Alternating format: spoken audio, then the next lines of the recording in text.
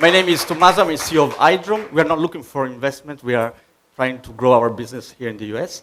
I would like to share with you some ideas about digital manufacturing, spare parts for regulated industries where they're needed. Many companies are facing a big problem, the inventories. So physical parts that are stored and for a long time, they can become old, they represent a lot of money, and often they are needed in very remote locations like oil rigs in the middle of the sea, or why not in future lunar habitats. So our approach is to rethink completely the circle and to use digital manufacturing to produce spare parts.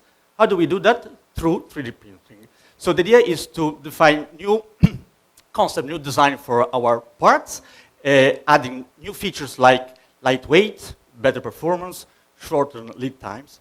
And this is actually what we are doing from a conventional manufacturing. We're switching to additive manufacturing. Our company is already well established. We're growing our business in additive manufacturing year after year. It still represents only 20% of our business, but it will grow. Considering the timeline, we introduced additive manufacturing on top of existing activities in the 2020. We became partner of Leonardo. Then in 2021, we've been acquired by Desktop Metal, a company based in the US, who has its own technology for 3D printing. And we continue our journey to qualified processes, especially in the oil and gas. This year, we will become supplier of Aramco, so that will be a great opportunity for us.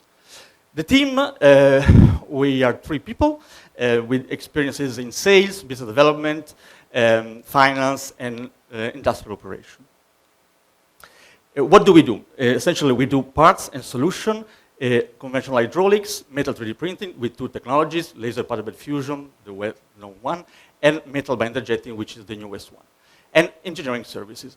Our markets are essentially fluid power, let's say the old one, but of course we are tackling oil and gas and aerospace, which represent more value to us. And in particular about aerospace, I would like to show you this example. We've been using also the old inventories, so the old parts, we transformed them into metal powder, and we 3D printed that powder, giving life to new devices, 3D devices for propulsion in space. They went well, they did what they did, but let's say the important thing is that we also proved that they can provide an added value, so lowering the carbon footprint. And this is very important to many industries because this also represents an asset to be sold, so CO2 credits. We're looking to extend our presence in the US. You will find us over there. And thanks for your attention.